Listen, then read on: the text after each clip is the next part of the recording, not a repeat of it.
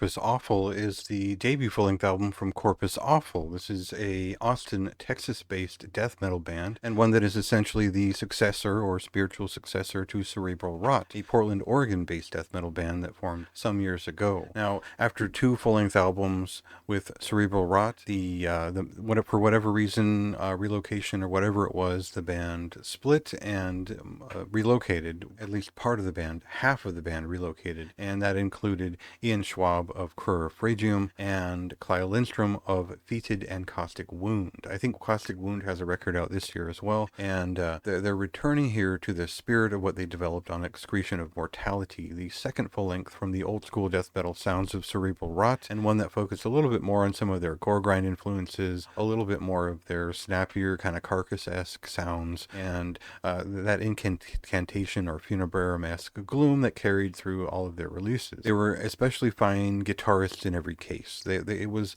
an old school death metal band at a time where nobody was playing great dual leads, and they were the one to do it, and they did it with some interesting style in mind. So having a successor to that band is a great relief because it was an awesome group, and they really stood out on those first two records, especially the second. Now, I was a big fan of all that, and when I heard their debut demo tape back in 2024, I briefly kind of spun through it, and I got the idea. It sounded like kind of more Cerebral Rot, and I didn't think that it would be that much to this debut when I first heard about it. And then I saw that it included Bellwitch's current drummer Jesse Schreibman and bassist Jason Sachs, who I think was also featured in Caustic Wound or another related band at some point. That meant a new rhythm section. That meant something new was going to appear in their sound. There was something different about it, and when I paid closer attention to it, there was something far more detailed, far more dynamic about a lot of those demo songs. And at the time, I likened it to something like the first Brutality record or Broken Hopes, The Ballast of Repugnance,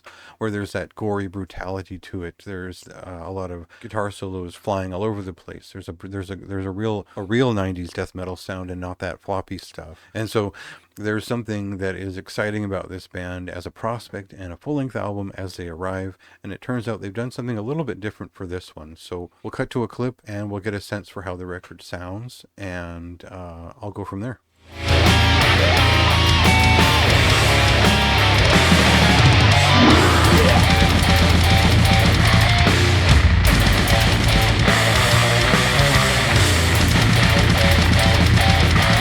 So Cerebral Rot had toyed with some different sounds on their second record, but they hadn't quite pushed it this far.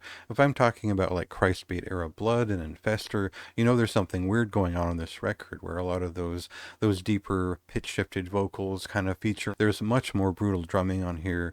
This is a much more direct and aggressive directional change for the composers of Cerebral Rot for the most part, and that means that the bass guitar tone is more prominent. The overall rhythm section is a very strong part of this record, and that's a huge deal for my own taste. Where this goes is brutal, it's performative, it's doomed, it's aggressive in every sense, it's over the top, it's got fiery guitar solos over the place, there's a bunch of vocal effects flinging around. It sounds chaotic on paper, and it is chaotic in the sense that it is brutal in its development. Corpus Offal is a record that fits neatly in place and kind of swings hard at everything it does. It really sounds like they took their time with this one. They put more effort into this one and more detail into this one. To me, in every way, it's a superior version of what they were doing.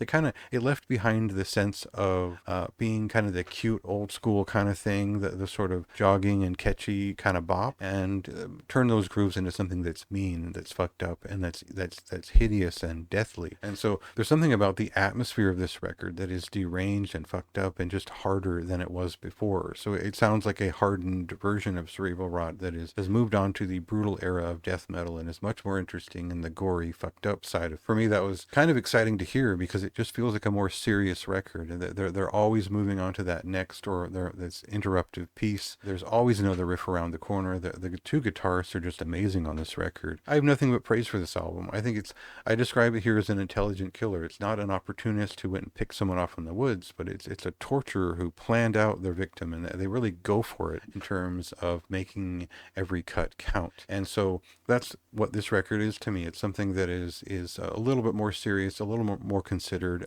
really dives into the details, but still comes up with something that is huge and death metal, brutal and gory, and everything bigger. And I think that's cool because it still feels old school, but it's still, for me, this is one of the best records of March. It's a real standout for my own taste. It gets a very high recommendation for me. I think that if all that sounds kind of just nuts to you, I think the record kind of deserves that kind of reputation. It's a fucked up record, but it's a cool one. It's one that I wanted to sit with time and time again. It's one I've repeatedly revisited beyond the review process, and is worth checking out. So see if that works for you. Check it out yourself. It releases on March 21st, tomorrow, and go ahead and read my review for more detailed thoughts on the album.